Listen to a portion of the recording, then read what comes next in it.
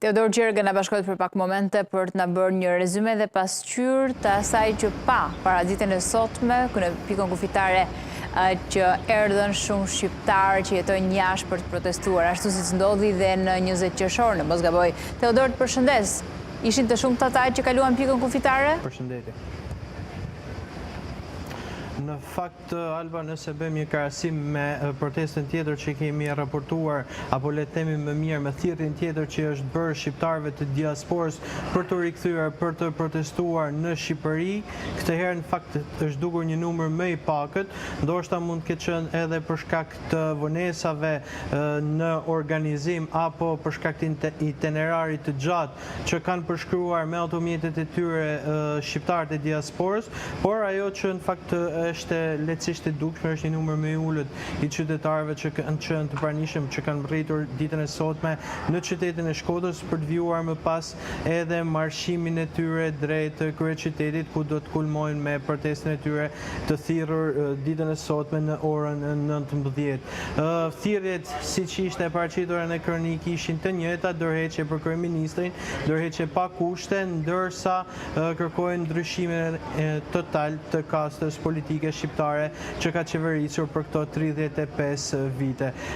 Protestuesit pasi kanë mbritur në pikën hyrëse të qytetit të Shkodrës, pranë urës së re të Bunës, rreth Kalas Rozafa, kanë hyrë dhe kanë parakaluar fillimisht në qytetin e Shkodrës për të vjuar më pas rrugtimin e tyre drejt kryeqytetit.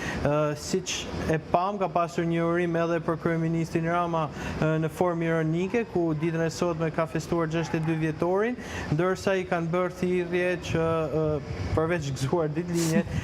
i kanë thënë se është i shkarkuar nga puna për të mos qenë kështu kryeministër i shqiptarëve në mënyrë simbolike. Presim çfarë do të ndodhë ditën e sotme në kryeqytet, ku të paktën sipas informacioneve që unë kam, do të ketë edhe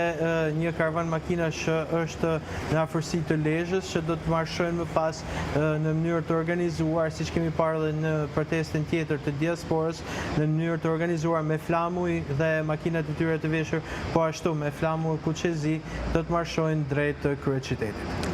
Teodor,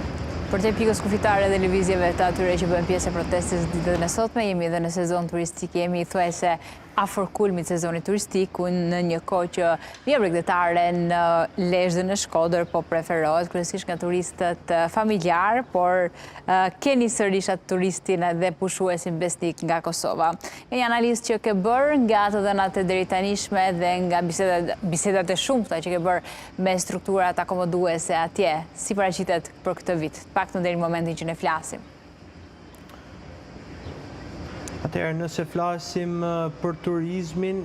fillojmë nga Bregdeti, ku do të thënë që deri tani duket një sezon turistik i mirë, paktën sipas asaj që raportohet nga njësitë akomoduese atje, padyshim shqiptarët e Kosovës zënë vendin e parë si në Bregdetin e Velipojës, ashtu edhe në Bregdetin e Shëngjinit, por ka edhe qytetarë nga vende të tjera të Shqipërisë, qytete të tjera, por duhet theksuar që këtë vit ndoshta risi ose që nuk pritet është numri i lartë i turistëve që kanë rritur nga vendet e Europës ose përtej Europës, të cilët kanë bipopulluar jo vetëm zona turistike të Velipojës, Shëngjinit apo mbi Shkodrës, por edhe qytetin e Shkodrës. Për disa ditësh në fakt është vërejtur një numër shumë i madh turistësh të huaj, të cilët kanë të mbushur pedonalen e qytetit të Shkodrës, zonën historike, por edhe zonën përtej përreth liçenit, janë shumë turistë. Në fakt, një gjë e tillë konfirmohet edhe nga njësitë akomoduese, mund kemi mbi 15 apo 25% më shumë turistë e njëjta periudhë e një viti më parë